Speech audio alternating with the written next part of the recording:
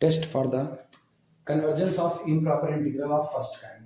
अब तक हमने जो कुछ भी पढ़ा उसमें हम लोगों ने बिना किसी टेस्ट की मदद से सीधे सीधे इंटीग्रेट किया, वैल्यू निकाली, लिमिट के आधार पर कुछ इंटीग्रल कन्वर्जेंट आए, कुछ इंटीग्रल डाइवर्जेंट आए। कभी कभी सिचुएशन ऐसी बनती है जो कुछ भी हम कर रहे हैं उसके आधार पर काम करना सफिशिएंट नहीं होता, तब के लिए टेस्ट बनते हैं कि आप पर्टिकुलर सिचुएशन में एक बात यहाँ पर ये याद रखने की जरूरत है कि जो आपका इम्प्रॉपर इंटीग्रल होता है इसके लिए आपके पास कोई जनरल रूल नहीं होता। जनरल रूल का मतलब एक ऐसा रूल कि आप उसको उठाओ, हर इंटीग्रल पर आप उसको अप्लाई कर दो और कह दो बस इसी रूल से आप कन्वर्जेंसी और डाइवर्जेंसी बता सकते हो। ये पॉसिबल नहीं है। इंटीग्रल जिस टाइप का होगा, जैसा दिखने में रंग रूप होगा, उस अकॉर्डिंग उसके लिए हम टेस्ट अप्लाई करेंगे। कंपैरिजन टेस्ट हो गया, डिस्क्रीट हो गया, अबेल्स हो गया, म्यू टेस्ट हो गया, ये अलग अलग टेस्ट बने हैं। तो जैसा इंटीग्रल होगा वैसा हमारा टेस्ट उस हिसाब से चलेगा। कह सकते हैं कि पर्टिकुलर काम करेंगे, जनरल कोई बात नहीं है। Test for the convergence of improper integral of the first kind. जो आपके पहले टाइप के इम्प्रॉपर इंटीग्रल होते हैं, याद करो पहले टाइप वाले होते हैं integration a to b function fx से dx। अब इसमें ये जो आपके लेंथ ऑफ इंटीग्रेशन आया a to b, ये आपकी लेंथ इनफाइनाइट की होती है, मतलब एक सिरा आपका इंफिनिटी होता है, आइदर प्लस इंफिनिटी और माइनस इंफिनिटी, या तो दोनों हो सकता है, माइनस टू प्लस इंफिनिटी, और इंटीग्रेंड आपका बाउंडेड बना रहता है। अब यहाँ सारी कहानी उनकी चलेगी कि फर्स्ट काइंड वाले आपके इम्प्रॉपर इंटीग्रल, उनकी कन्वर्जेंसी को आप दिखाओगे। सबसे पहला होता है कंपैरिजन टेस्ट, तुलना के आधार पर। तुलना कैसी? हमको एक फंक्शन दिया जाएगा fx, इंटीग्रेंड जिसको हम कहेंगे, एक इंटीग्रल दिया जाएगा, उस इंटीग्रल में से हम इंटीग्रेंड fx को पहचानेंगे। एक बार fx मिल गया, fx को देखते हुए हम उसके लिए एक और अपनी मर्जी से एक फंक्शन g of x तैयार करेंगे, कुछ रेस्ट्रिक्शंस के साथ, जहां पर g of x का नेचर देख करके हम fx का नेचर बता सकते हैं। इसको तुलना कहा जाता है। जैसे एग्जांपल के तौर पर अगर g of x कन्वर्ज कर रहा है और मेरा टेस्ट कहता है कि दोनों एक जैसा बर्ताव करेंगे, तो g of x की कन्वर्जेंसी से f of x कन्वर्ज हो जाएगा, g of x के डाइवर्जेंसी से f of x डाइवर्ज हो जाएगा, या fx डाइवर्ज होगा तो gx डाइवर्ज हो सकता है, ऐसा कुछ। शुरुआत करते हैं। कंपैरिजन टेस्ट में स्टेटमेंट लिखना, लेट माना function fx and gx and g of x are bounded and integrable, are bounded and integrable and integrable। हम ये मान करके चल रहे हैं, माना एक फंक्शन fx और दूसरा जो हम ऑक्सिलरी फंक्शन बनाएंगे gx, दो के दोनों कैसे हैं? बाउंडेड हैं, और दो के दोनों कैसे? इंटीग्रेबल। रीजन हम किस टाइप का लगा रहे हैं? फर्स्ट काइंड का। फर्स्ट काइंड में आपकी मजबूरी है कि आपका इंटीग्रैंड हमेशा कैसा रहेगा? बाउंडेड रहेगा। इसीलिए let fx and gx are bounded and integrable in open interval a to infinity. जो आपकी रेंज ऑफ इंटीग्रेशन दी गई है, उस रेंज ऑफ इंटीग्रेशन में हमने दोनों के दोनों फंक्शंस को बाउंडेड भी मान लिया है और दोनों को इंटीग्रेबल मान लिया है। आल्सो इसके साथ ही साथ also g of x be the positive, also g of x, मतलब ये assumptions भी माना जा रहा है कि जो आपका g of x है, चाहे तो आल्सो लेट कर देना इसको, also let g of x be positive. इसके साथ ही साथ हम ये मान रहे हैं कि जो हमने auxiliary function g of x बनाया है, मान रहे हैं का मतलब ये नहीं कि आप कुछ भी मान लो और उसको कह दो, नहीं। हम जब हमको इंटीग्रेंड दिया जाएगा, उस इंटीग्रेंड के लिए जिस वक्त हम g of x को बना रहे होंगे, हम इस बात का खास ख्याल रखेंगे कि मेरे दिए गए रेंज ऑफ इंटीग्रेशन में g of x नेगेटिव ना होने पाए, ये सोच करके बनाएंगे। तब उसके आधार पर ये assumptions लिखे जा रहे हैं, कह सकते हैं रूल लिखा जा रहा है। Also let g of x be positive. इसके साथ ही हम ये मानते हैं कि g of x पॉजिटिव है, एंड और इसके साथ ही साथ mod of the function fx conformally less than are equal to g of x, ठीक, when x greater than or equal to a, when x greater than or equal to a, when x greater than or equal to a, then इसका मतलब समझ लो, mod of fx greater than और equal to g of x। जैसे मान लो ये दायरा दिया गया है, दायरा है हमारा a से लेकर के इंफिनिटी तक का, इतने में हमको अपने फंक्शन को इंटीग्रेट करना है और हमको एक फंक्शन fx दिया गया है। fx चूंकि बाउंडेड है और इसके साथ साथ इंटीग्रेबल है, तो जाहिर सी बात है एफ एक्स ए पर डिफाइंड हो सकता है। लो ये हमारा फंक्शन एफ एक्स है, ये ए से इंफिनिटी के बीच में ये हमारा दिया गया फंक्शन एफ एक्स है। अब ये कह रहे हैं कि जो आप g ऑफ x एक और ऑक्सिलरी फंक्शन मान रहे हो वो थ्रू आउट पॉजिटिव होना चाहिए। g ऑफ x का थ्रू आउट पॉजिटिव होना कब? जब x greater than are equal to a होगा। इसका मतलब ये होता है कि g ऑफ x का ग्राफ fx पर ऐसी कोई रिस्ट्रिक्शंस नहीं है, तो इसका ग्राफ हमने नेगेटिव डायरेक्शन में कर दिया। नेगेटिव डायरेक्शन करने का मतलब जिस दिन हम यहाँ पर x पर खड़े होंगे, इसके लिए जो हमको वैल्यू मिल रही होगी फंक्शन fx की, वो वैल्यू y पर नेगेटिव एक्सिस पर मिल रही है। वैल्यू कैसी है? नेगेटिव। तो fx पॉजिटिव वैल्यू भी दे सकता है, fx नेगेटिव वैल्यू दे सकता है, खुली छूट है। लेकिन जब आप g ऑफ x को डिजाइन कर रहे हैं तो याद रखिएगा g ऑफ x आपका कभी भी नेगेटिव नहीं हो सकता। यानी g ऑफ x का जो ग्राफ होगा वो इस x एक्सिस के ऊपर ही रहेगा, नीचे नहीं आएगा।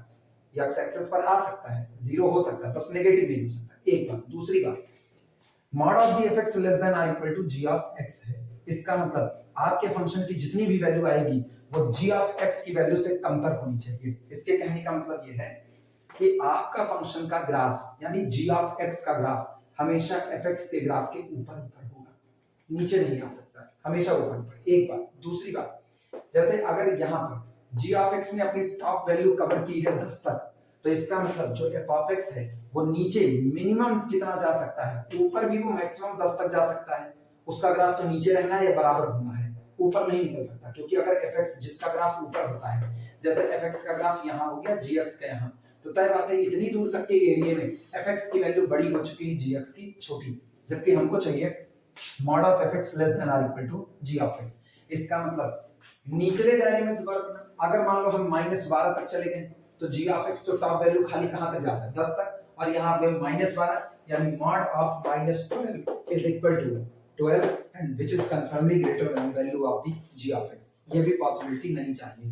यानी अगर आप g of x का ग्राफ टॉप मोस्ट 10 तक जा रहा है तो fx का ग्राफ टॉप मोस्ट 10 तक जाना चाहिए और मिनिमम -10 तक ही जाना चाहिए, इसके नीचे नहीं जाना चाहिए।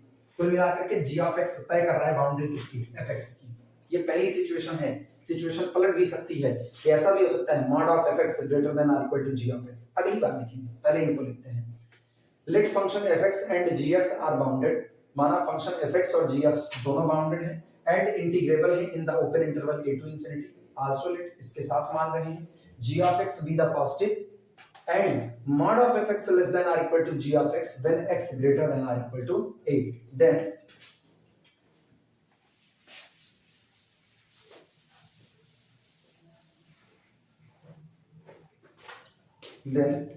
इंटीग्रल या देन इफ, यदि ऐसा होता है कि integral from a to infinity, integral from a to infinity g of x dx is convergent, then integral from a to infinity function fx dx is also convergent।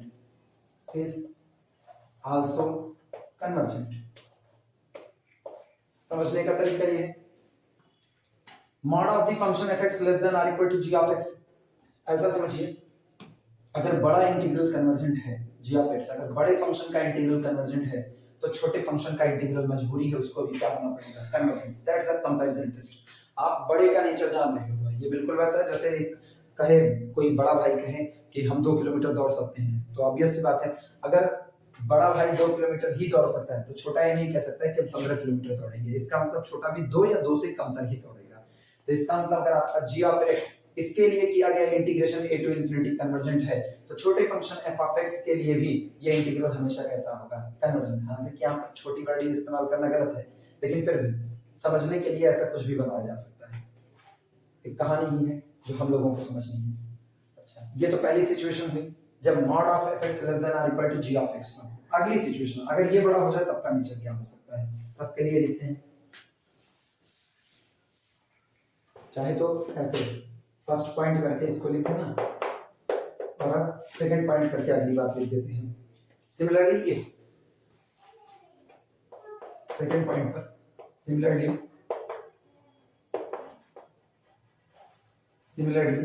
If, यदि ऐसा होता है mod of the function fx is greater than or equal to g of x। ध्यान देने की बात है, इसका जस्ट अपोजिट नेचर ले रहे हैं, क्योंकि कोई जरूरी नहीं कि आपको जो g of x मिले वो इसी नेचर को फॉलो करे। अब उस नेचर पर जा रहे हैं। Similarly, if mod of the fx greater than or equal to g of x for all value of x, for all value of x की हर उस वैल्यू के लिए जो पर्टिकुलर किसी नंबर से ज्यादा बैठे in the interval a to infinity, for all value of the x, ठीक,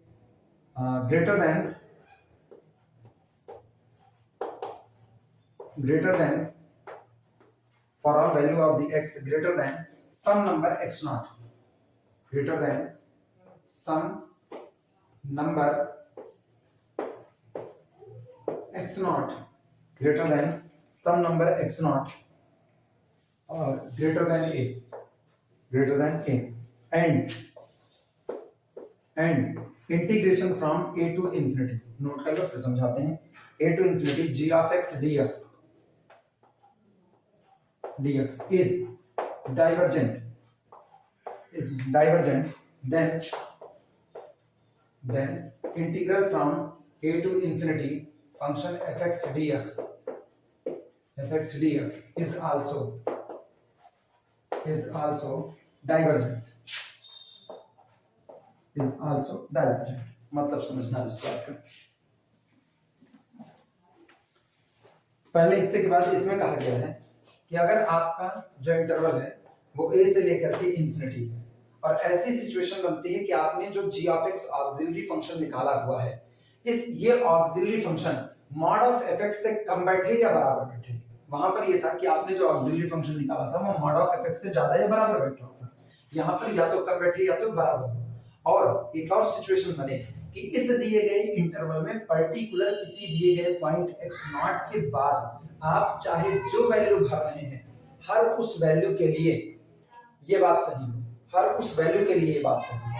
वहां पर हमने पूरे के पूरे इंटरवल a से लेकर के इंफिनिटी तक के बीच में एक बात कही थी कि mod of the function fx less than और इक्वल टू कितना रहे, g ऑफ x। यहां पर कह रहे हैं अगर सिचुएशन ऐसी बनी कि चलो कुछ देर तक के लिए इतने तक के हिस्से में तो आपने कहा कि mod of the function fx less than और equal to g of x बन गया।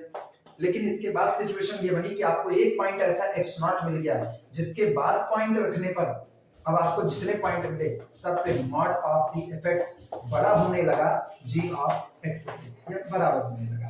तो ऐसी सिचुएशन में अब ये g ऑफ x छोटा फंक्शन हो चुका है।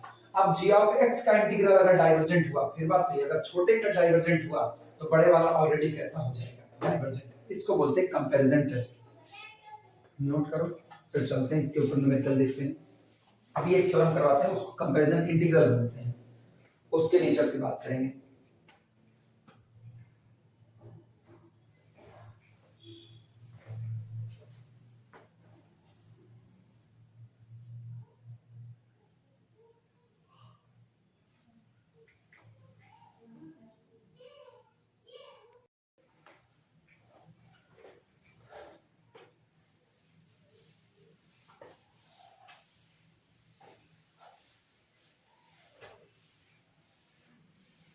कंपैरिजन इंटीग्रल में एक बार फिर से हम समरी बता रहे हैं, इसकी ध्यान देना। दायरा दिया गया है a से लेकर के इंफिनिटी तक का इंटीग्रेट करने का। मान लीजिए हमें दिया जाता है फंक्शन fx dx और इंटीग्रेट करना है a से लेकर के इंफिनिटी तक। इनको देखो, इनको देखने के बाद इनके लिए एक ऑक्सिलरी फंक्शन बना लो g ऑफ x। दो सिचुएशन बन सकती है। पहली सिचुएशन ये है कि पूरे के पूरे दायरे a से लेकर के इंफिनिटी तक के बीच में आपके फंक्शन का mod f of x less than और इक्वल टू बैठे आपके द्वारा बनाए गए auxiliary function g of x से, और इसके साथ ही साथ through out the interval g of x कंफर्मली कैसा बना है, पॉजिटिव। ये दो सिचुएशन बनती है।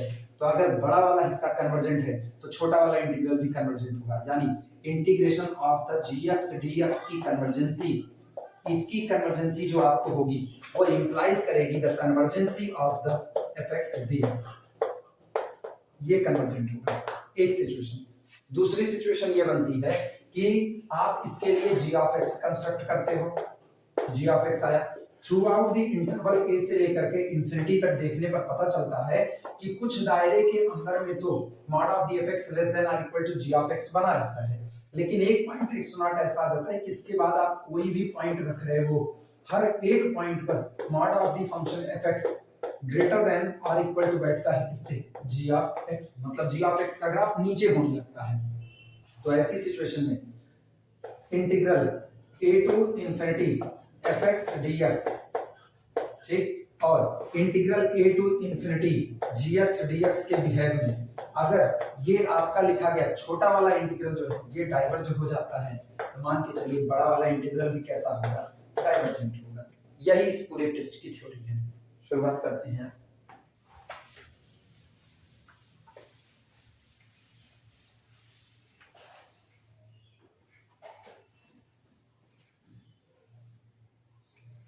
इसका एक अल्टरनेटिव फॉर्म होता है, रेडी करके लिख लेना, alternative form, alternative form.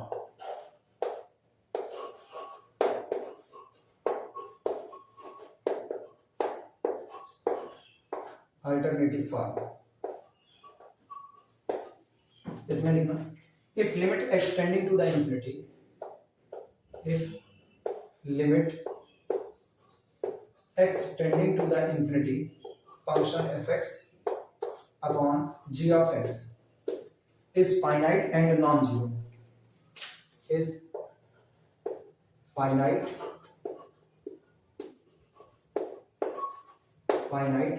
and non-zero, आप fx upon gx की लिमिट निकालिए एक्सटेंडिंग टू इंफिनिटी पर। अगर ये लिमिट फाइनाइट आती है और नॉन जीरो आती है,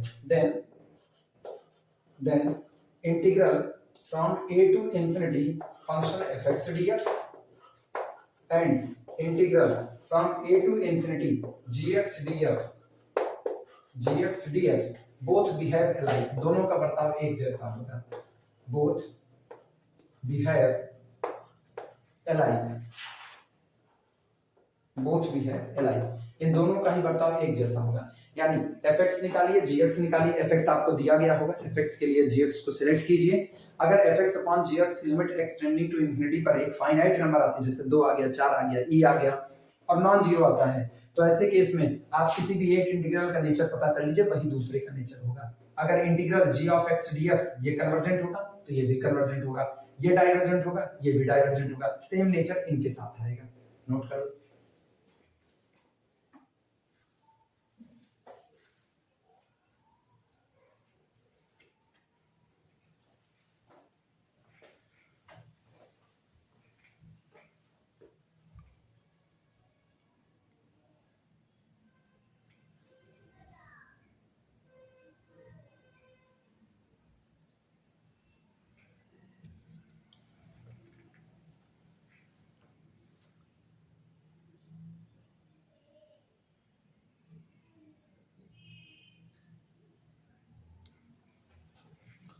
इसके बाद कंपैरिजन इंटीग्रल एक लिख लेते हैं।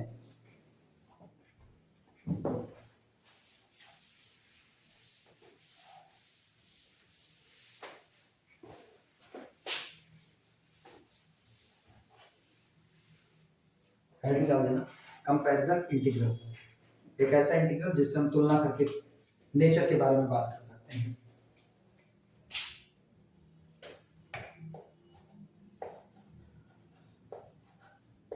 कंपैरिजन इंटीग्रल, कंपैरिजन इंटीग्रल, ठीक। थ्योरम है ये, थ्योरम लिखना, theorem integral from a to infinity, integral from a to infinity dx upon x to the power n is, bracket के अंदर में ये जो आपको इंटीग्रल दिया गया है ये कन्वर्जेंट होगा जिस दिन n की वैल्यू ग्रेटर देन 1 होगी, और डाइवर्जेंट होगा जिस दिन n की वैल्यू लेस देन या फिर इक्वल टू 1 होगी। Is convergent if n greater than 1 and divergent if, यदि n less than r equal to 1। लेकिन एक शर्त है, ये जो a है ये कन्फर्मली 0 से बड़ा होना चाहिए यानी पॉजिटिव होना चाहिए। आगे लिख देना वेयर, जहां पर a कन्फर्मली ग्रेटर देन 0, जहां पर लोअर लिमिट a को कन्फर्मली पॉजिटिव होना चाहिए। Comparison integral integration from a to infinity dx upon x to the power n, ये दिया गया इंटीग्रल जो आपका है ये इंटीग्रल कन्वर्जेंट होगा जिस दिन ये पावर 1 से बड़ी होगी, जैसे 2 होगी, 3 होगी, 4 होगी, 5 होगी, कुछ भी, ये 1 से बड़ी है तो इसका मतलब आपका इंटीग्रल कन्वर्जेंट है। और अगर ये 1 से कम या 1 के बराबर है x dx अपॉन x और ये लिमिट है डाइवर्जेंट है, dx अपॉन 1 से कम -2 डाइवर्जेंट है, -3 डाइवर्जेंट है, 1 से कम होने पर हमेशा डाइवर्जेंट रहेगी। चलो प्रूफ करते हैं इसका प्रूफ। लिखना सबसे पहले इम्प्रॉपर इंटीग्रल की डेफिनेशन को अप्लाई करें। चूंकि अपर लिमिट कैसी है इनफाइनाइट, तो पहले उसको x से रिप्लेस करें, limit x tending to infinity पर। लिखना integral from a to infinity dx upon x to the power n can be written as this is equal to limit x tending to the infinity, limit x tending to the infinity integral from a to x dx upon x to the power n। और integrate करना हम इसको जानते हैं, ये हो जाएगा this is equal to limit n tending to the infinity with in bracket इसका integration x to the power -n, नीचे आएगा तो 1 अपॉन -n प्लस 1 और into x to the power -n plus 1, यानी ये बनता है x to the power -n plus 1 upon -n plus 1। Lower limit अपने पास कितनी है a और अपर लिमिट कितनी है x, नोट कर।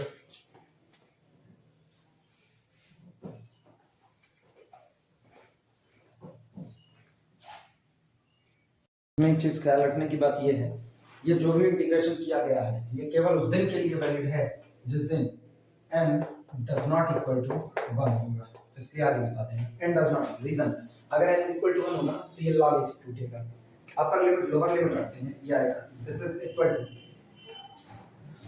Limit x tending to the infinity, upper limit रखते हैं, x रखने पर x ही रहेगा यानी x to the power 1 minus n, पलट करके लिख दिया 1 minus n upon 1 minus n minus lower limit रखते हैं, लोअर लिमिट a होगा तो a to the power 1 minus n upon 1 minus n, ये रहा, नोट कर।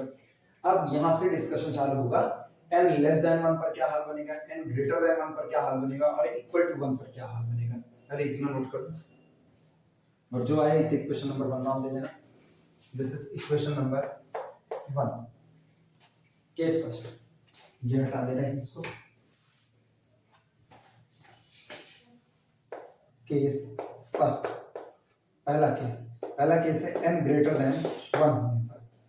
ध्यान देना जिस दिन n ग्रेटर देन 1 होगा दिस इंप्लाइज दैट उस दिन ये बात तो कंफर्म है कि 1 माइनस n कंफर्मली लेस देन 0 होगा। जरा n को इधर शिफ्ट करो तो 1 माइनस n नेगेटिव आया, अच्छा अगर 1 माइनस n नेगेटिव है तो ये पावर नेगेटिव है, इसको नीचे ले करके जाना पड़ेगा, यानी ये बनेगा अपने पास therefore integral from a to infinity function dx upon x to the power n is equal to limit n tending to the infinity, sorry x tending to the infinity, x tending to infinity with in bracket, इनका हाल देखना 1 minus n बाहर पड़ा रहेगा, इसको रहने देते हैं 1 अपॉन, ये पूरे में से बाहर निकाल लेते हैं 1 माइनस n, एक ही साथ लिमिट के भी बाहर 1 अपॉन 1 माइनस n बाहर limit x tending to the infinity, bracket के अंदर का हाल देखना, x to the power negative नीचे लेकर के जाओ तो ये होगा 1 upon x to the power, negative नीचे जाएगा तो पॉजिटिव होना है यानी कि n माइनस 1, ये रहा। और अगर ऐसा है तो बगल वाला हिस्सा minus a to the power, वो भी नीचे आएगा यानी 1 upon a to the power n minus 1 और हमको पता है x टेंडिंग टू इंफिनिटी पर 1 upon infinity that is equal to 0, यानी केवल हमारे पास बचता है this is equal to 1 upon 1 minus n into 1 upon a to the power n minus 1, जो कि एक फाइनाइट है, which is finite, which is finite।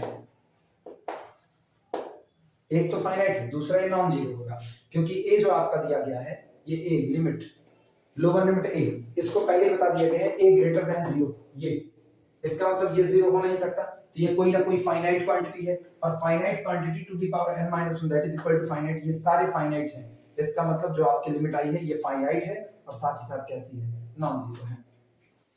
ठीक, कुल मिला के आज हमको नॉन जीरो नहीं दिखा, ये केवल और केवल फाइनाइट क्वांटिटी आ रही है। This implies that for n greater than 1, n greater than 1 पर आपको इंटीग्रल की वैल्यू फाइनाइट मिल रही है, इसका मतलब आपका ये दिया गया इंटीग्रल कन्वर्जेंट होगा। For n greater than 1 integral from a to infinity dx upon x to the power n is convergent, is convergent, note करो।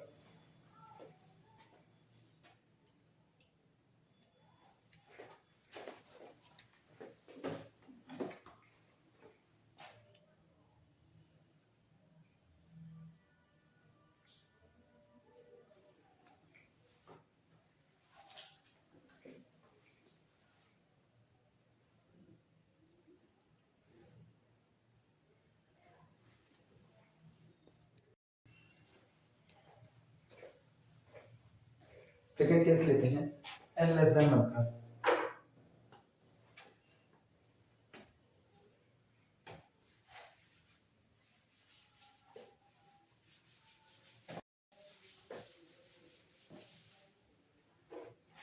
Case second n less than 1।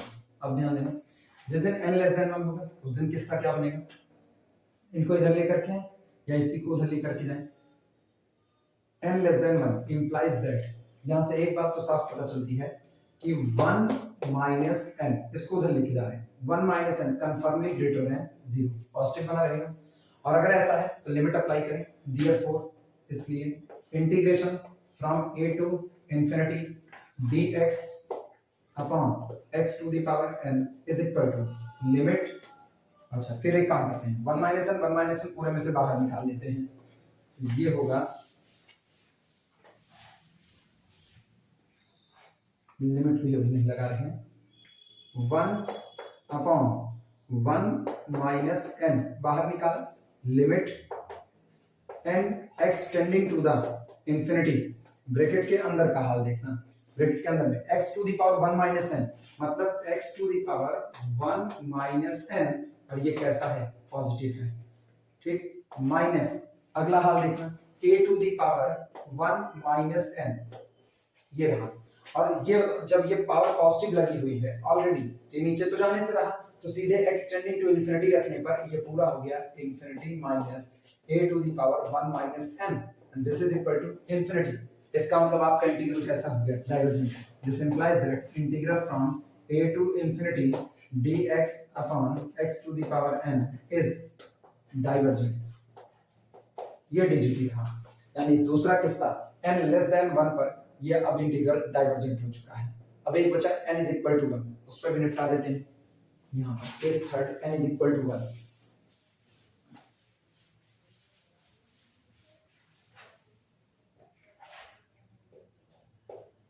Case third n is equal to 1। सोचो जिस दिन n is equal to 1 होगा, ये आएगा integration from a to infinity dx upon x to the power n can be written as limit x tending to the infinity,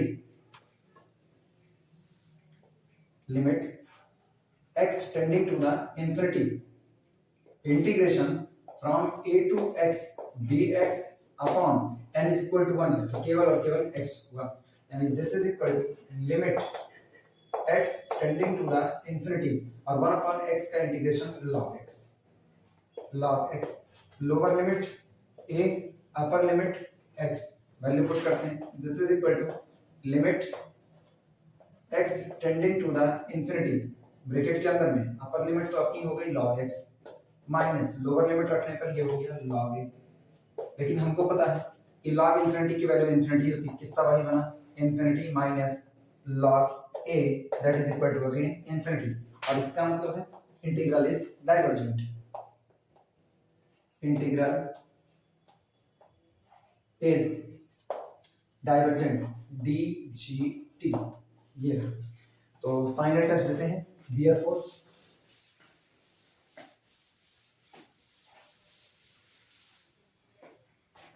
therefore comparison integral जो हमारा आया integration from a to infinity dx upon x to the power n is पूरा integral convergent होगा CGT if यदि power n greater than 1, divergent होगा DGT if n less than और equal to 1। Note करो।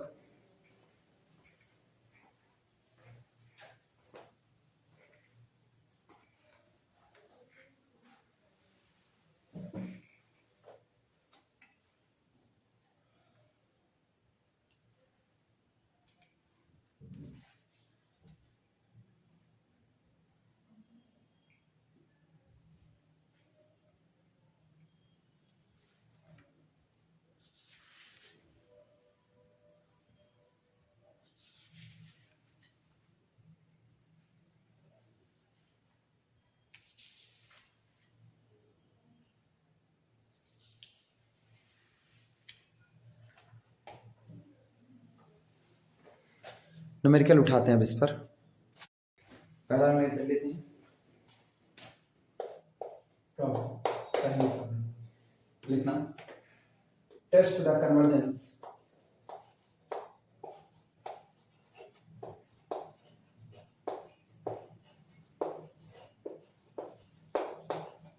Convergence integral 0 to infinity cos mx upon x square plus a square dx integration from 0 to infinity cos mx upon x square plus a square.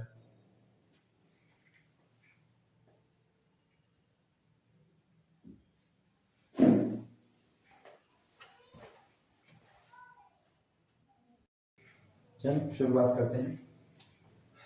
Solution ध्यान रखो, सबसे पहले auxiliary function बनाना सीखते हैं। ये जो दिया गया है cos mx upon x square plus a square. अगर हम इस नीचे वाले हिस्से को देखें x square plus a square, solving में हमको यही सबसे ज्यादा तकलीफ देता है। अगर ये किसी तरीके से हट जाए तो हमारा काम आसान बन सकता है। दूसरी बात, हमको जो फंक्शन g ऑफ x चाहिए वो थ्रू आउट पॉजिटिव बना रहना चाहिए। एक कंडीशन इसमें ये नजर आती है कि ये x स्क्वायर ये थ्रू आउट पॉजिटिव ही रहेगा। आप x की वैल्यू कुछ भी भरोगे नेगेटिव होने वाला नहीं है। a स्क्वायर थ्रू आउट ये भी कैसा रहेगा पॉजिटिव। इसका मतलब है नीचे का पूरा टुकड़ा थ्रू आउट पॉजिटिव ही बना रहेगा, इंटरवल आपका कुछ भी हो।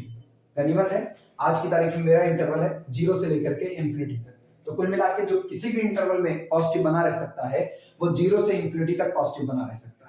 लेकिन हम इसको g ऑफ x नहीं मान सकते क्योंकि ये लिखा गया है नीचे के हिस्से में लिखा गया है। तो हम एक काम करते हैं, इसको अगर ये हट जाए किसी तरीके से तो हमारा काम आसान होगा। हम बटे क्या 1 upon x square plus x a square अगर हम करें तो ये और ये कैंसिल आउट होता है, यानी नकल ये है ये पूरा हम g ऑफ x मान लें। मोस्टली 99.99% के केसेस में नीचे जो फंक्शन पड़ा हुआ है 1 अपॉन दिस, इसी पूरे को 1 अपॉन दिस cos mx को छोड़ दो ऊपर वाला 1 upon x square plus a square, यही आपका g ऑफ x का काम करेगा। लिखना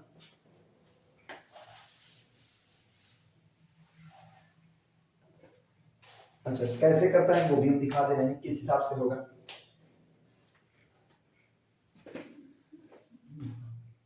हियर फंक्शन fx जो इंटीग्रेंड हमको दिया गया है fx is equal to cos mx upon x square plus a square लिया। इसके बाद टेक कॉमा करके लिखना take g of x is equal to, हम g ऑफ x चुनते हैं 1 upon x square plus a square. एक बात तो साफ है जीरो से लेके इंफिनिटी तक ये कभी नेगेटिव नहीं होने वाला, क्योंकि नीचे होल स्क्वायर दोनों का स्क्वायर लगाए पॉजिटिव रहेगा, 1 upon positive that is equal to again positive रहेगा। एक बात, लेकिन हमको ये भी कहना है कि मॉड ऑफ fx या तो less than are equal to gx रहे, या तो mod of fx greater than are equal to gx रहे, जो हमने शुरुआत में स्टेटमेंट लिखा था। चलो चेक करते हैं मॉड ऑफ fx बराबर होता है mod of cos mx upon x square plus a square, और हमको पता है mod of z1 upon z2 is equal to mod of z1 upon mod of z2, यानी हम इसको लिख सकते हैं this is equal to mod of cos mx upon mod of x square plus a square. दिक्कत ये है mod तब सही सलामत काम करता है जब अंदर में क्वांटिटी नेगेटिव पड़ी हो, लेकिन यहाँ तो नीचे x square plus a square positive है, ये पॉजिटिव है तो इसका मतलब बाहर ऑलरेडी यही आएगा। हम इसको लिख सकते हैं this is equal to mod of cos mx। इसके ऊपर से मॉड नहीं हटा सकते क्योंकि cos की वैल्यू आइदर +1 और मतलब -1 से +1 तक के बीच में कुछ भी हो सकती है, अपॉन x स्क्वायर प्लस कितना हो गया a स्क्वायर। अब गौर करना cos mx की वैल्यू टॉप मोस्ट वैल्यू 1 हो सकती है, तो आपने 1 में किसी नंबर से डिवाइड किया, ऑलरेडी छोटा किया, इसकी वैल्यू जिस दिन 1 से कम हो जाएगी तो 1 से कम क्वांटिटी जैसे 0.5 अपॉन दिस छोटा हुआ, तो कुल मिला के हम लिख सकते हैं this quantity is less than और इक्वल टू 1 अपॉन, इसकी टॉप वैल्यू चुन रहे हैं, बाकी सारी वैल्यू इससे कम ही होगी, 1 upon x square plus a square. ये रहा, जिनको ना समझ में आए वो ऐसे भी देख सकते हैं। हमको पता है कि जो आपकी cos की वैल्यू होती है cos mx लेस देन और इक्वल टू 1 होती है, इससे ऊपर नहीं जा सकती है, -1 से +1 के बीच होती है। हम एक तरफा बात करें, cos mx लेस देन और इक्वल टू 1 है, तो mod of cos mx less than और इक्वल टू mod ऑफ 1, और mod ऑफ 1 की वैल्यू कितनी 1 होती है, और इसके साथ 1 अपॉन x स्क्वायर प्लस, या छोड़ो ऐसा x square plus a square is equal to होता है x square plus a square. अब लेफ्ट का लेफ्ट डिवाइड करो, राइट का राइट, तो इक्वलिटी की वजह से बनता है mod of cos mx upon x square plus a square less than और equal to 1 upon x square plus a square. ये याद रखना, ये जो बात हमने कही left to left right to right और इक्वलिटी को अनचेंज्ड छोड़ दिया, ये केवल इसलिए है क्योंकि ये भी पॉजिटिव है ये भी पॉजिटिव, अगर इसमें से नेगेटिव होता तो मामला गड़बड़ होता। जैसे -2 लेस देन 1 होता है, -4 लेस देन 1 होता है। अब जरा गौर करो, अब जब करेंगे तो मल्टीप्लाई करना, ये जो डिवाइड किया गया ना इसका मतलब मल्टीप्लाई भी एक हिसाब से हो सकता है। फिर से लिख रहे हैं, दोनों बातें बता दे रहे हैं, कई लोग इसमें कंफ्यूज हो सकते हैं।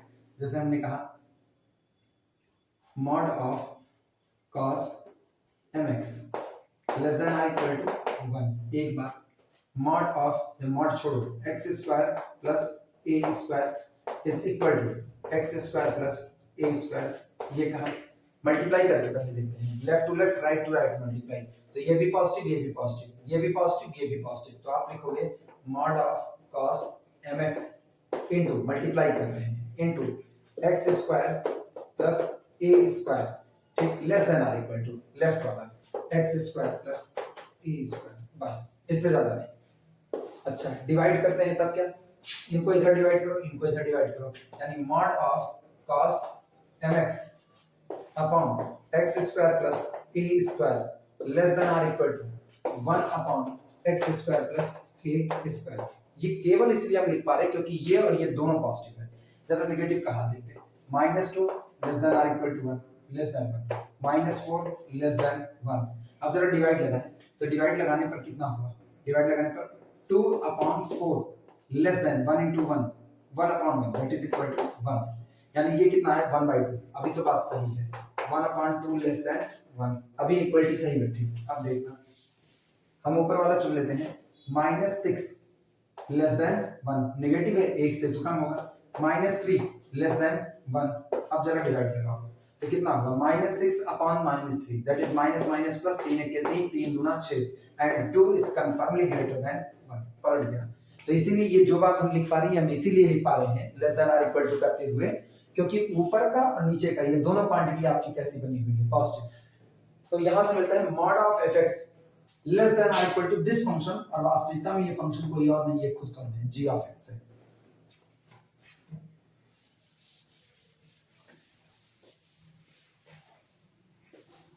यानी हियर यहाँ पर mod of F X less than are equal to G of X and G of x is positive in is positive when x greater than or equal to 0. Here note करो.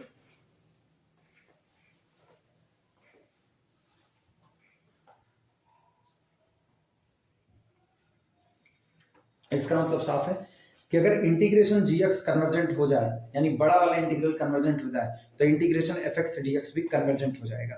चलो check करते हैं. Now we check the nature of the integration gx. Now integration 0 से लेकर के infinity, ठीक, gx dx is equal to limit x tending to the infinity, integration from 0 से लेकर के x और gx की वैल्यू पुट कर दो. gx की वैल्यू है 1/x² प्लस a² dx और हमको पता है integration x² plus a² 1/a tan inverse x by a. Apply करते हैं. दिस इज इक्वल टू, यहां लिखते हैं, this implies that integration from 0 to infinity gx dx is equal to limit x tending to the 0 bracket के अंदर में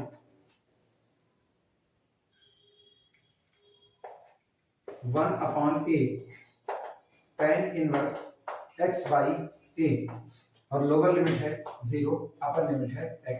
put करते हैं limit x tending to the 0. 1/a को चाहे तो बाहर निकालें, कांस्टेंट फैक्टर है, तो 1/a को बाहर निकाल लिया.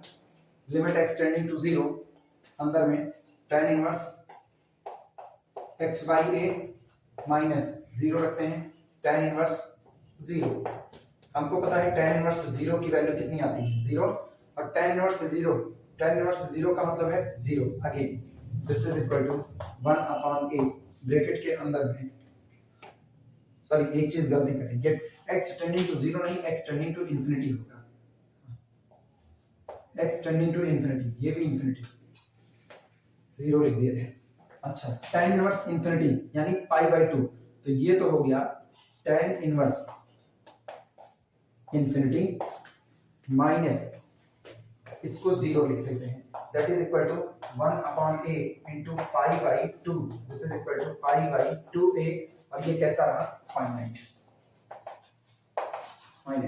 और अगर ये फाइनाइट है तो निश्चित तौर पर दिया गया integral 0 to infinity gx dx convergent होगा, और अगर ये कन्वर्जेंट है तो इंटीग्रल fx dx, ये दिया गया इंटीग्रल भी कैसा होगा, कन्वर्जेंट होगा. This implies that integral from 0 to infinity gx dx is convergent, and this implies that integration from 0 to infinity cos mx upon x square plus a square dx is convergent. ये दिया गया integral भी convergent होगा comparison test से. लिख दो पूरा, ये इतना हिस्सा, ये आंसर है. अब यहाँ पर समझने की बात है, कल को यहाँ पर cos की mx में m की जगह पर कुछ भी रख दे, a की जगह पर कुछ भी रख दे, दिया गया इंटीग्रल हमेशा कैसा होगा, कन्वर्जेंट होगा. नोट करो.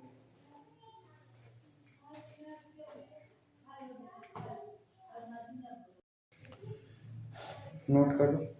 अगला न्यूमेरिकल लिख दे रहे हैं. अगला न्यूमेरिकल तुम बड़े आसानी से कर सकते हो, कुछ नहीं है, इस a की जगह 1 कर दिया है, m की जगह 1 कर दिया, वो होमवर्क के टाइप में होगा. अगले में सिर्फ और सिर्फ इतना लिखा हुआ है, test the convergency of the cos x. लिख देते हैं पूरा फिर से, test the convergence of the integral 0 to infinity cos x upon 1 plus x square dx. Simple सा रूल है, तुम लोग इसको खुद से कर लेना. केवल और केवल यहाँ पर इन प्रीवियस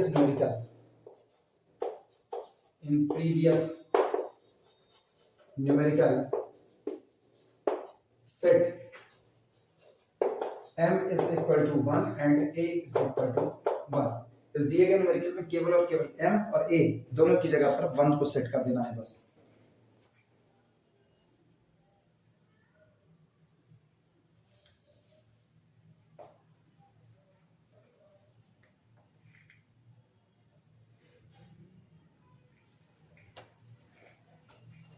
अगला न्यूमेरिकल लेते हैं।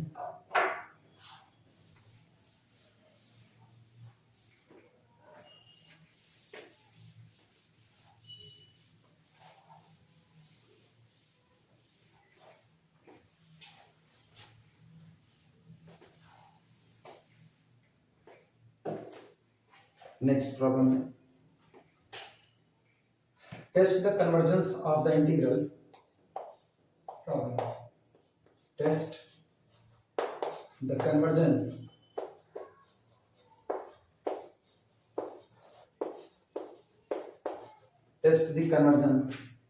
of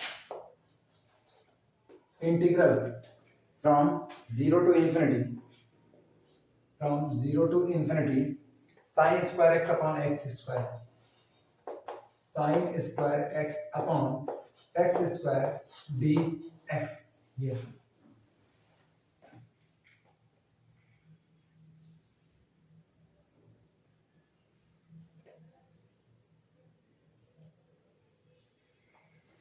अगर हम इसकी बात करें तो ये पूरा का पूरा जो फंक्शन लिखा गया है, ये लिखा गया है sin square x function fx is equal to sin square x upon x square. यानी अगर हम यहाँ से g ऑफ x बनाने की सोचें तो g ऑफ x कौन बनता है, यही 1 अपॉन, यानी g of x is equal to 1 upon x square. यानी बिहेवियर चेक कर लिया जाए, integration from 0 to infinity dx gx dx। दिक्कतें देखना क्या है, इंटीग्रेशन dx 0 से लेके इंफिनिटी। कोई ये नहीं सोचेगा कि हम कंपैरिजन इंटीग्रल यहाँ पर सीधे लगा सकते हैं, ये दिखने में तो 1 upon x to the power n integration dx type का है, लेकिन जरा रेस्ट्रिक्शंस याद करो, वो a से लेकर के इंफिनिटी था और a को कह दिया गया था a कन्फर्मली ग्रेटर देन 0, जबकि यहाँ पर कितना है 0 है। तो इसका मतलब कुछ ऐसा करो कि ये इंटीग्रल रूटेड 0 से इंफिनिटी वाला कुछ ऐसे हिस्से में जहां पर ये नॉन जीरो आ जाए। तरीका यहां से देखना, सॉल्यूशन पहले इनको हम लिख रहे हैं, अभी उधर ध्यान भी ना दो कि उधर का कुछ लिखा गया है। Integration from 0 to infinity sin square x upon x square dx। दिक्कत यही इंटीग्रल दे रहा है 0 से लेकर के इंफिनिटी। हम तोड़ देते हैं इसको दो हिस्से में। This is can be written as 0 to infinity 0 to a sin square x upon x square dx। अभी तो गए 0 से a, अब चले जा रहे हैं प्लस a से लेकर के infinity, a to infinity sin square x upon x square dx। ये रहा। अब इस इंटीग्रल में आप जिस a से चल रहे हो वो 0 से आगे है, इसका मतलब a कंफर्मली ग्रेटर देन 0 है, a ग्रेटर देन 0। अब नहीं लिखना। इसकी बात करें अपर एंड पर तो इसमें प्रॉपरनेस है, लोअर एंड पर भी ये इम्प्रॉपर नहीं है, क्योंकि अगर हम इसकी बात करें तो limit x tending to the 0 ये sin x अपॉन x का होल स्क्वायर लिखा गया है, sin x का whole square x whole square. तो इसकी वैल्यू हम जानते हैं इसकी कितनी आती है 1।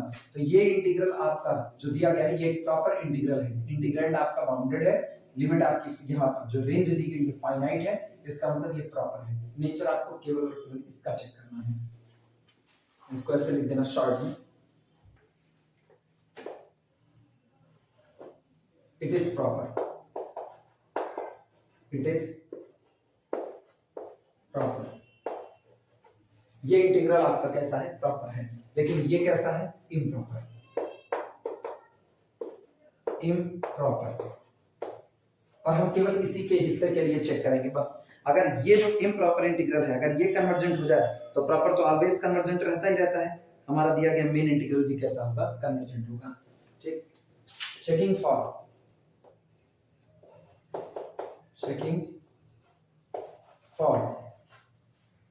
इसको कोई नाम दे देते हैं, इसको I2 नाम दे देते हैं, I2, चेकिंग फॉर I2। चलो I2 को चेक करते हैं।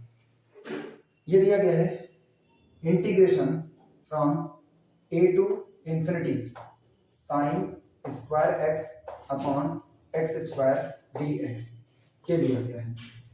ये पूरा का पूरा फंक्शन एफ एक्स हो गया, ये पूरा आपका एफ एक्स हो गया। ठीक, यहाँ लिखना f x is equal to sine square x upon x square. Take g of x, take g of x is equal to 1 upon x square. अगली बात ये तो तय है कि g ऑफ x में x स्क्वायर लगा हुआ है, यानी आप a से लेके इंफिनिटी तक कहीं भी जाएंगे ये पॉजिटिव बना रहेगा, which is conformally greater than 0। ठीक, जब x greater than r equal to कितना रहेगा a से लेकर के इंफिनिटी जाने में ये थ्रू आउट पॉजिटिव बना रहेगा। आओ चेक करते हैं कि क्या mod of fx less than r equal to gx है या नहीं है। लिखना mod of fx is equal to mod of sin square x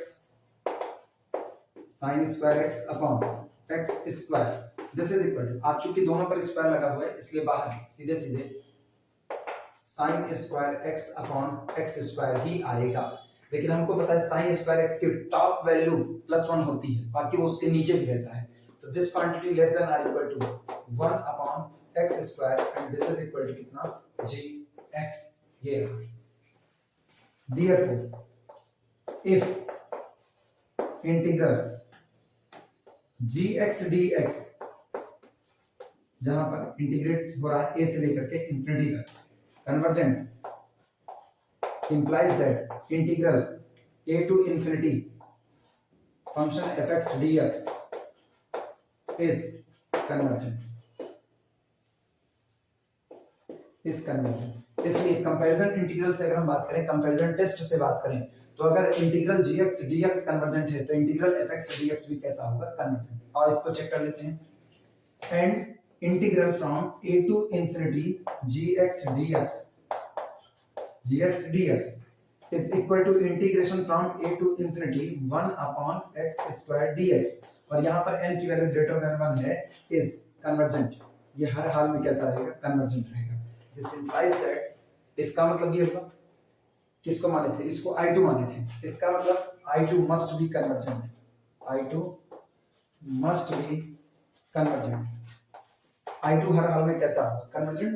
और सोचो अब I2 अपना कैसा हो गया, कन्वर्जेंट हो गया। पहला वाला प्रॉपर था, ये ऑलरेडी कैसा होता है, convergent. Convergent plus convergent, main integral भी कैसा होगा, convergent. So this implies that given integral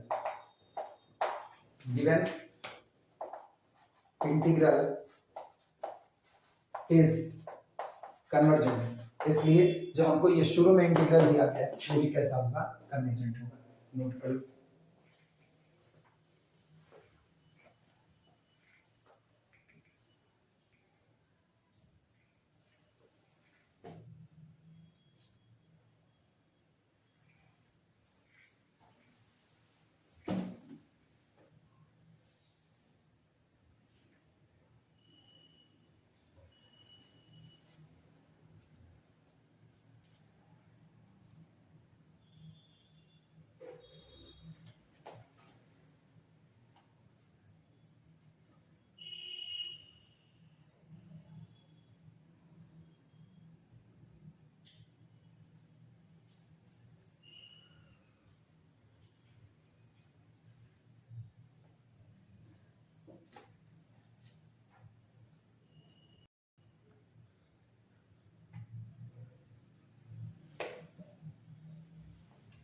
next numerical उठाते हैं, उधर वाला लिखा रहेगा सिर्फ इतना, ये भी लिखा होगा जिससे पता चले ये और ये दोनों साथ ही साथ हैं।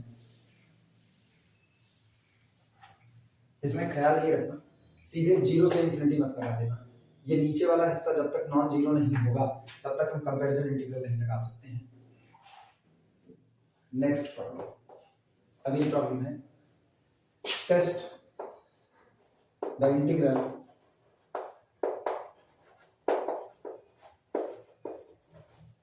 इंटीग्रल दिया गया है integration from pi to infinity sine square x upon x square d x. और एक चीज गौर करो, ये और ये डिटो सेम नजर आ रहा है। आज की तारीख में पाई से शुरू है, और अगर ये पाई से शुरू है तो ऑब्वियस सी बात है पाई ग्रेटर देन 1 होता है। बिल्कुल आगे सारा चीज सामने लिखा हुआ है, बस केवल सेट कर देना है a इज इक्वल टू पाई। लिख दे रहे हैं फटाफट सॉल्यूशन लिखना mod of the fx, आपके हम सीधे लिख रहे हैं mod of the fx is equal to mod of the sin square x upon x square and this is equal to sin square x upon x square। ठीक, conformally less than are equal to 1 upon x square, और यही 1 upon x square हमारे लिए कौन है, g of x है। इस बार कोई इधर उधर की बात नहीं, सीधे सीधे ये बात लिख रहे हैं। Since integration from pi, pi greater than 0 है, पाई टू इंफिनिटी, ठीक, gx dx is equal to integration from pi से लेकर के infinity 1 upon x square dx is CGT। ये दी गई ये दिया गया इंटीग्रल कैसा होगा, कन्वर्जेंट होगा। This implies that integral from pi से लेकर के infinity sin square x upon x square dx is CGT। ये भी कैसा रहा, कन्वर्जेंट रहा, नोट कर लो।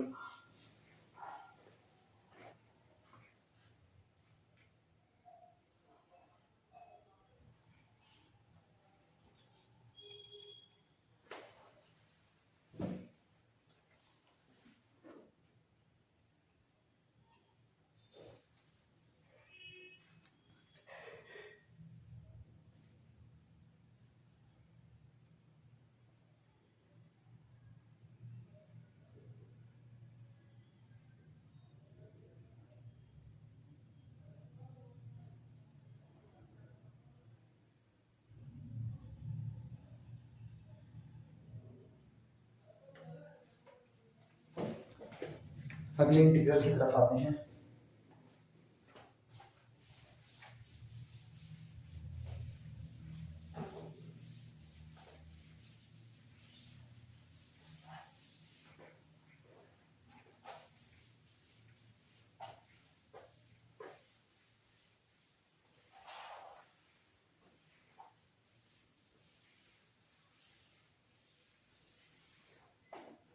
नेक्स्ट में मिलते हैं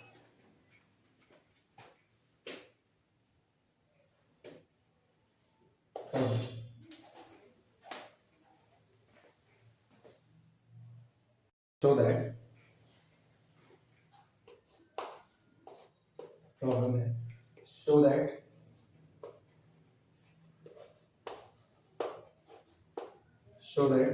the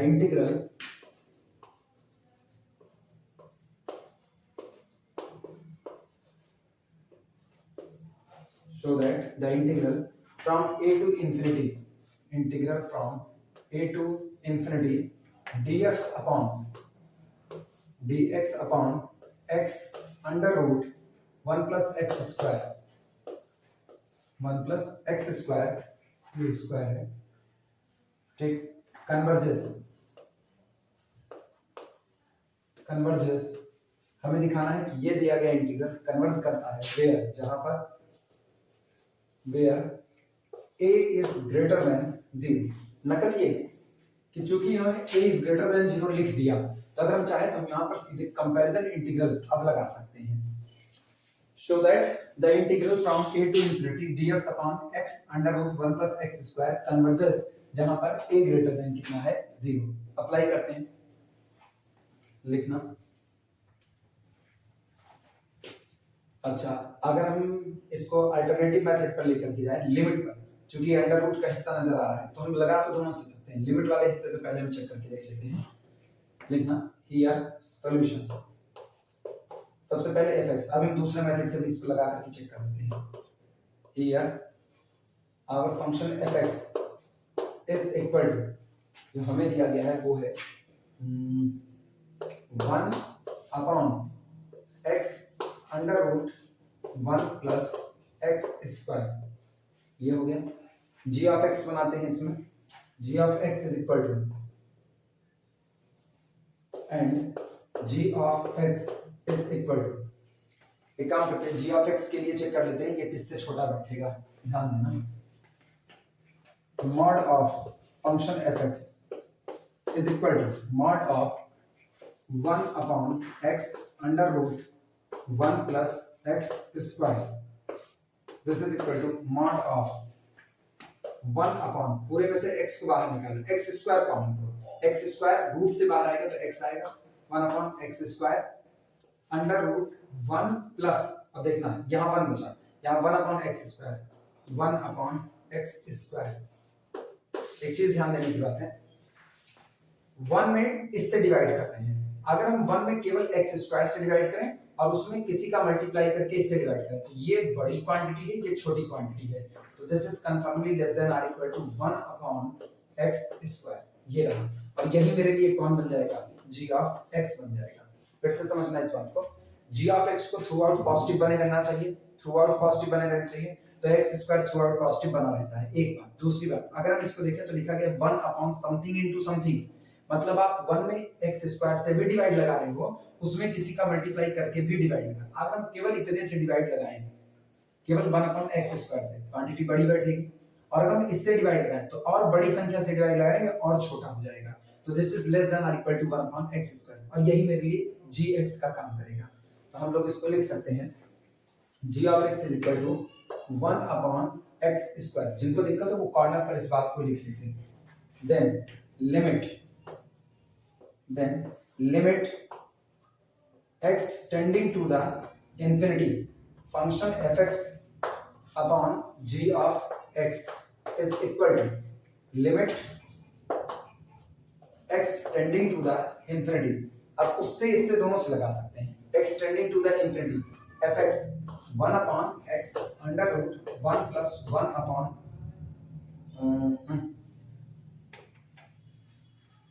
fx को ऐसा लिख दें, ये fx से तो लिखा गया है पहले ये, अब उसके बाद तोड़ करके ये लिख दिए, तो हम fx को ये वाली बात लिख रहे हैं, मतलब ये fx हम इसको इस्तेमाल कर रहे हैं, तो ये हो गया fx 1 upon x square under root 1 plus 1 upon x square, ये रहा, और बटे g ऑफ x कितना है 1 अपॉन एक्स स्क्वायर से x square cancel, x tending to infinity पर लिमिट कितनी आती है 1, and this is does not equal to 0।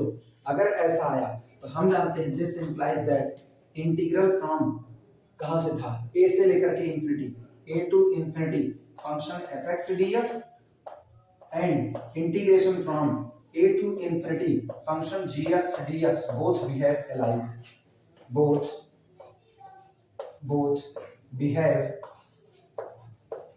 behave alike, दोनों का ही बर्ताव एक जैसा होगा, both behave alike,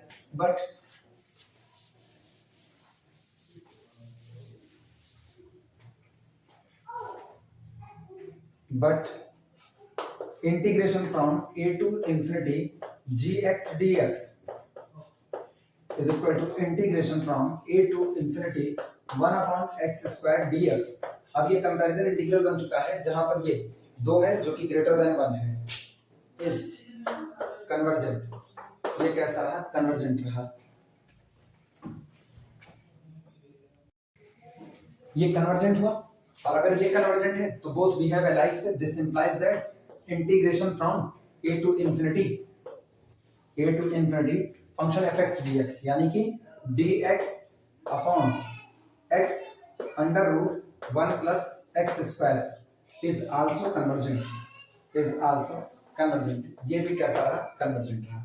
ये तो एक तरीका हो जो हमने लिमिट से निकाल दिया क्योंकि इसको काट पीट करके आसान था, हम चाहते तो दूसरे वाले मेथड से भी अभी निकाल देते हैं, 2 मिनट में रुको, इसको लिख लो तो निकाल देना वो भी।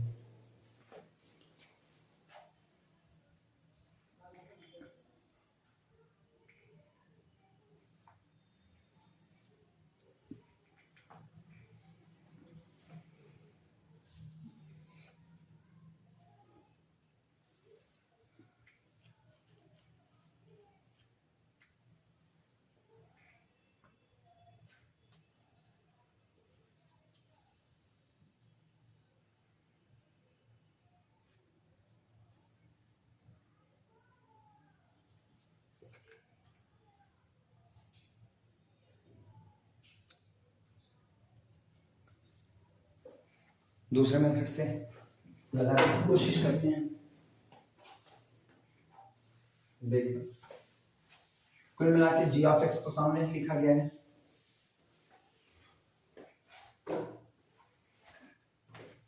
यहीं से शुरुआत करें। Here mod of g of x greater than 0 for all x greater than are equal to a। आप a से लेके इंफिनिटी तक कहीं भी जाएं, होल स्क्वायर लगा है, a कुछ भी पॉजिटिव और नेगेटिव कोई फर्क नहीं पड़ता, होल स्क्वायर लगा हुआ है, बस दिया गया है a is greater than 0, whole square लगा हुआ है तो इसका मतलब ऑलरेडी पॉजिटिव बना रहेगा, g of x throughout positive बना रहता है। मॉड ऑफ द fx दूसरा मेथड है ये, second method, second is equal to mod of the 1 upon x under root 1 plus x square, बाहर खींचते हैं x square, this is equal to mod of 1 upon x square बाहर किया तो root से बाहर आएगा x, that is equal to केवल x स्क्वायर और under root 1 plus 1 upon x square, और हमको पता है this quantity conformally less than are equal to 1 upon x square, और ये वास्तविकता में है कौन, यही अपना है, this is equal to g of x। ये रहा, मतलब एक तो g of x throughout positive है, दूसरा mod of fx less than are equal to g of x। तो अगर g ऑफ x कन्वर्जेंट हो जाए तो mod fx sorry integral of the fx convergent होगा। सो इफ यदि integral from a to infinity g of x dx is convergent, अगर ये convergent है then integral from a to infinity fx dx also, fx dx also, ये भी convergent ही होगा also.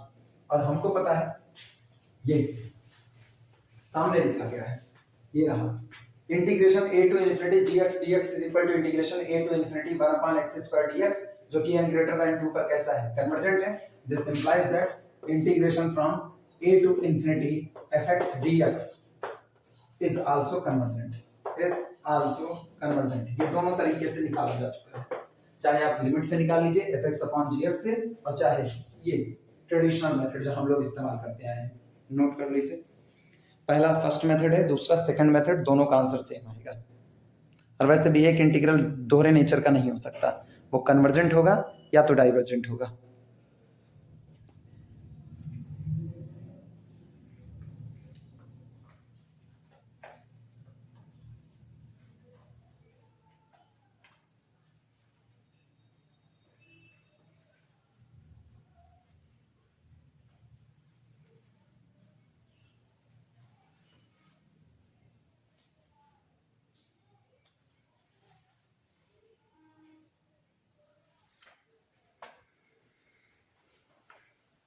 Next में कर लेते हैं।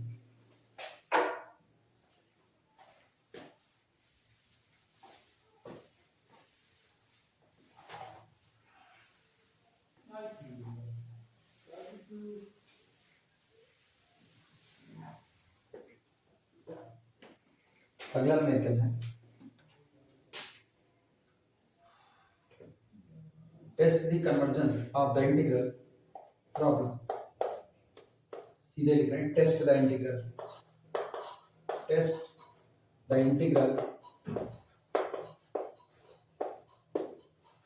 Integration from 1 to infinity dx upon under root x cube plus 1, ये इसे टेस्ट करना है। वही काम करते हैं, fx से दिया गया है 1 upon under root x cube plus 1, gx को क्रिएट करते हैं, लिखना solution, here fx is equal to 1 upon under root x cube plus 1। एक काम करते हैं, पूरे में से x क्यूब को बाहर निकाल देते हैं, लेकिन x क्यूब बाहर आएगा तो ऊपर अंडर रूट लगा हुआ है, यानी ये बनेगा this is equal to 1 upon x to the power, cube बाहर आ रहा था, रूट लगा था तो बाहर आ गया 3/2 अंडर रूट, यहाँ हाल देखना, यहाँ छूटा कैविटी 1 तो 1 प्लस 1 अपॉन x क्यूब, ये बना। अब ये जो नजर आ रहा है ना, इसी को हम g ऑफ x मान लेंगे, किसको, 1 upon x to the power 1 upon 3, ठीक, g of x is equal to 1 upon x to the power 3/2। लिमिट वाले टेस्ट अप्लाई कर लेते हैं जो अभी भी लगाए थे। Now limit x tending to the infinity function fx upon g of x is equal to, check करते हैं लिमिट कितनी आती है, limit x tending to the infinity f x ये पड़ा हुआ है 1 upon x to the power 3/2 under root 1 plus 1 upon x cube, और सुनना बटे 1 अपॉन दिस पलट करके जाएगा into x to the power 3/2, और x की 3/2 x की 3/2 कैंसिल आउट हुआ, x tending to infinity 1 upon infinity 0, limit आती है 1 and which does not equal to 0। इसका मतलब लिमिट फाइनाइट है, नॉन जीरो है, तो दोनों इंटीग्रल का बिहेव एक जैसा होगा। This implies that integration from कहां से था 1 to infinity function fx dx and integration from 1 to infinity gx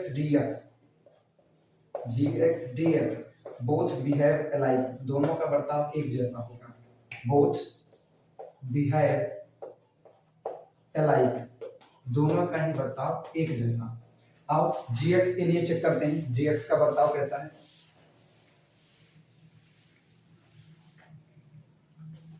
since integral 1 to infinity gx dx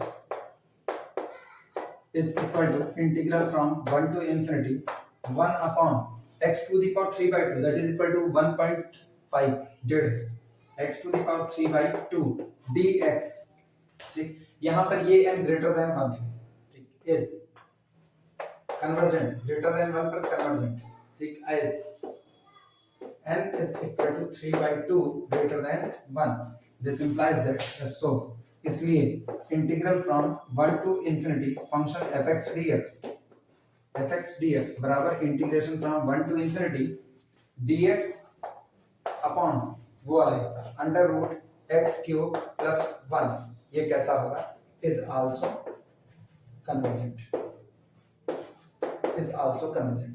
gx convergent था इसलिए दिया गया इंटीग्रल fx dx वो भी कैसा हुआ, कन्वर्जेंट। नोट कर लो।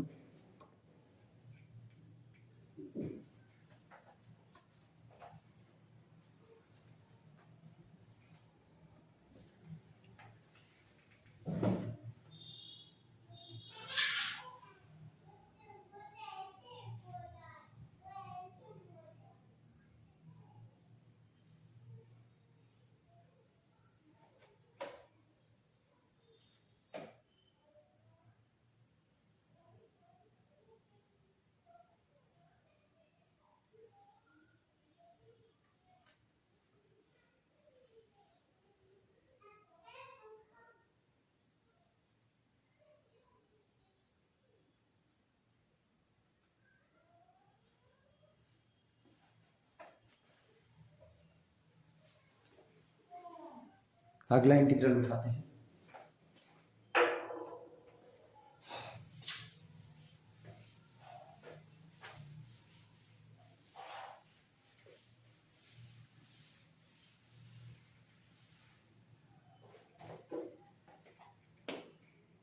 लिखना problem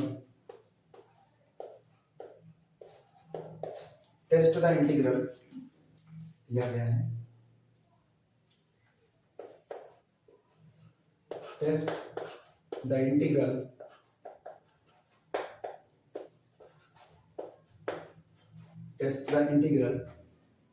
integration from 2 to infinity dx upon under root x square minus x minus 1, ये चलो पूरे में से सीधे सीधे x स्क्वायर को खींच के बाहर करके fx को पहले बनाते हैं। सॉल्यूशन सीधा सा काम है, fx जो दिया गया उसी को उठाना। here fx is equal to 1 upon under root x square minus x minus 1, और हमको g of x पता करना है, तो हम एक काम करते हैं पूरे में से x स्क्वायर को कॉमन करते हैं, तो this is equal to 1 upon, चूंकि x स्क्वायर रूट से बाहर आ रहा है तो बाहर केवल बचेगा x अंडर रूट, यहाँ पर 1 बचा, minus x upon x square that is equal to 1 upon x minus 1 upon x square, ये और साफ सुथरी बात है 1 अपॉन x gx बन जाएगा। Take gx is equal to take gx is equal to 1/x मिल गया। चलो limit x tending to infinity fx/gx निकालते हैं। Now limit x tending to the infinity function fx/g(x) check करते हैं कितना आता है। This is equal to limit x tending to the infinity fx का मतलब ये सामने पड़ा हुआ है 1/x under root 1 minus 1/x minus 1/x square ये बना इनटू ये गौर करना gx कौन है 1/x यानी बटे 1/x पलट की जाएगा केवल और केवल x। ये x इस x से कैंसिल आउट रखो 1/infinity 0 1/infinity 0 केवल और केवल लिमिट कितनी आई 1 and that does not equal to 0। Integral of the fx, integral of the gx both behave alike. Implies that integration from 2 to infinity function fx dx and integration from 2 to infinity gx dx both behave alike. दोनों का ही बर्ताव एक जैसा होगा। Both behave alike. दोनों ही integral का बर्ताव एक जैसा आएगा। चलो चेक करते हैं gx का भी है लिखना as integration from 2 to infinity g of x dx is equal to integration from 2 to infinity 1/x dx। अब गौर करना पावर कितनी है 1 है, इसका मतलब ये डाइवर्जेंट होने वाला है। dx is dgt ये डाइवर्जेंट है as n is equal to 1। This implies that इसका मतलब हुआ integration from 2 to infinity function fx dx that is equal to integration from 2 to infinity fx वो सामने वाला dx upon under root x square minus x minus 1 is also divergent. इसका भी nature divergent का रहा, नोट कर लो।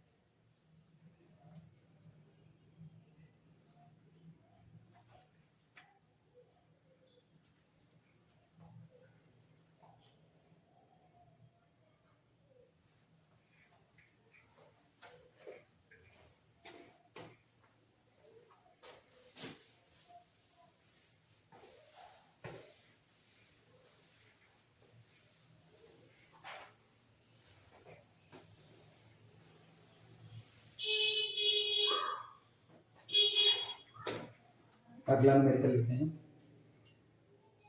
Next numerical होगा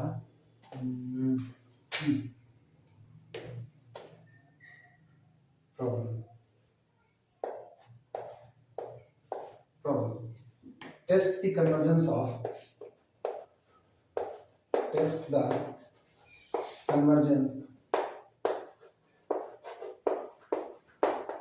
convergence of integral from 0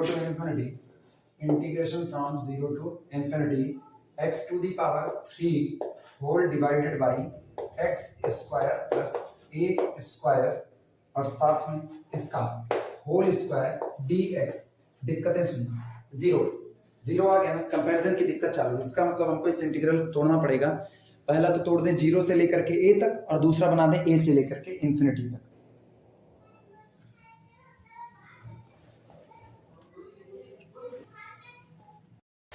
जब ये नीचे 0 दिखाई दे और कंपैरिजन इंटीग्रल लगाने के लिए दिमाग चले तो पहले तो इस 0 से आप लगा नहीं सकते हो, तो इसका मतलब कुछ ना कुछ जरूर चक्कर है, इसको तोड़ करके नॉन जीरो के केस में बनाना, और नॉन जीरो में भी पॉजिटिव का केस बनाना पड़ेगा। तो शुरुआत करते हैं, सॉल्यूशन देखना कैसे होगा।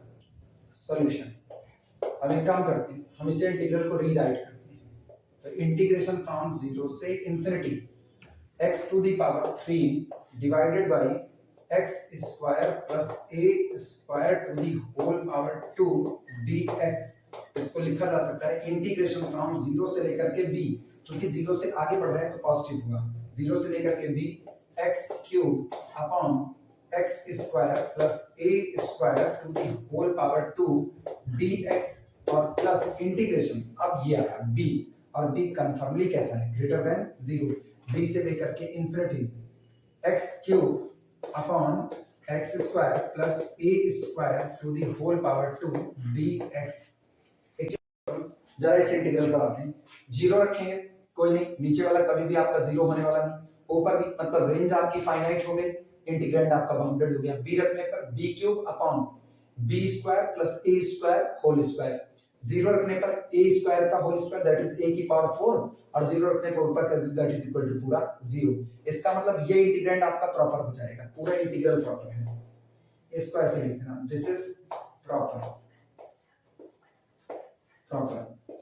ये इम्प्रॉपर रहा क्योंकि इसमें जो आपकी रेंज है वो b से इंफिनिटी इनफाइनाइट लेंथ पर आप कर रहे हो, this is the improper, improper.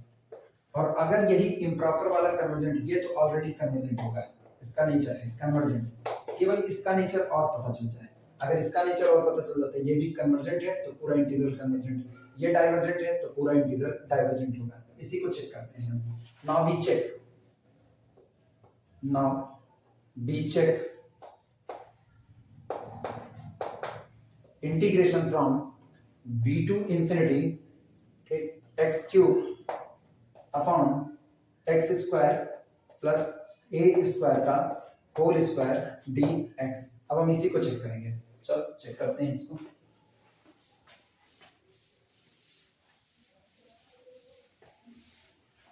इसके केस में fx देखना, इसके केस में fx,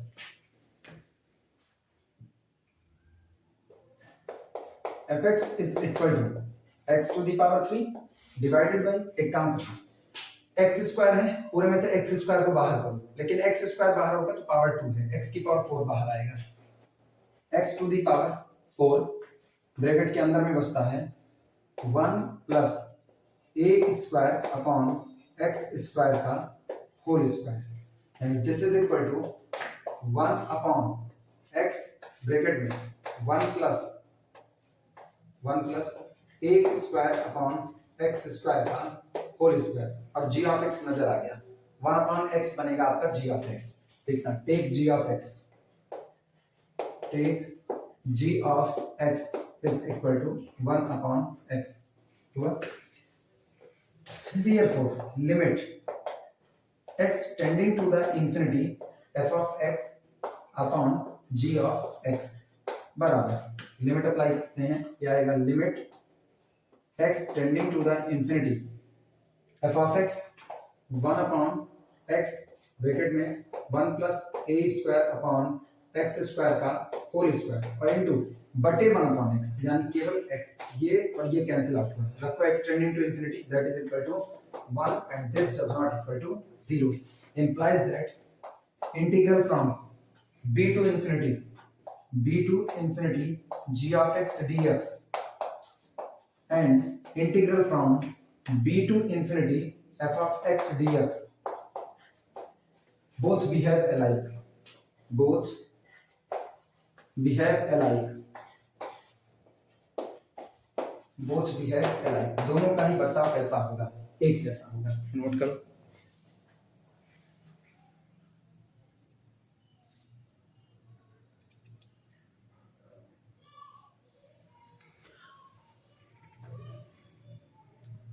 और अगर दोनों का बर्ताव एक जैसा होगा तो मेरे ख्याल से सबको नजर आ रहा है कि g ऑफ x जो आपने चुना था, ये 1 अपॉन x, इसकी डिग्री 1, ये डाइवर्जेंट होगा, ये डाइवर्जेंट होगा तो ये डाइवर्जेंट होगा, और ये डाइवर्जेंट होगा तो कन्वर्जेंट प्लस डाइवर्जेंट इक्वल्स आपका ये होल इंटीग्रल डाइवर्जेंट हुआ, दिया गया इंटीग्रल डाइवर्जेंट होगा, बात खत्म यहीं पर।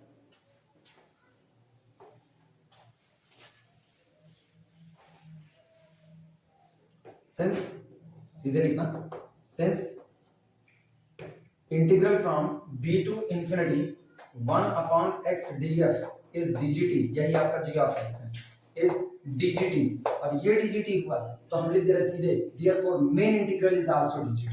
सो मेन इंटीग्रल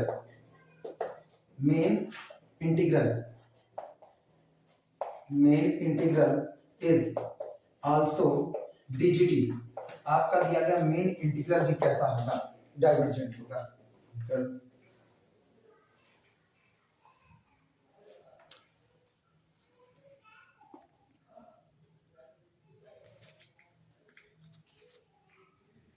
ये हम इसी पर रुक रहे हैं. कुछ न्यूमेरिकल हम ग्रुप में सेंड करेंगे सॉल्व करके, वो देख लेना. अगर वो समझ में आ जाए तो फिर ठीक है, नहीं आएंगे तो उसके लिए भी यहीं पर वीडियो में ही उसको भी डिस्क्राइब कर दिया जाएगा. अब म्यू टेस्ट, डिस्क्रीट और एबल्ट, 3 टेस्ट बचे हुए. कल का जो लेक्चर देंगे उस कल के लेक्चर में तीनों टेस्ट और उसके न्यूमेरिकल को समेट देंगे, और बस कल इसका आखिरी लेक्चर हो जाएगा.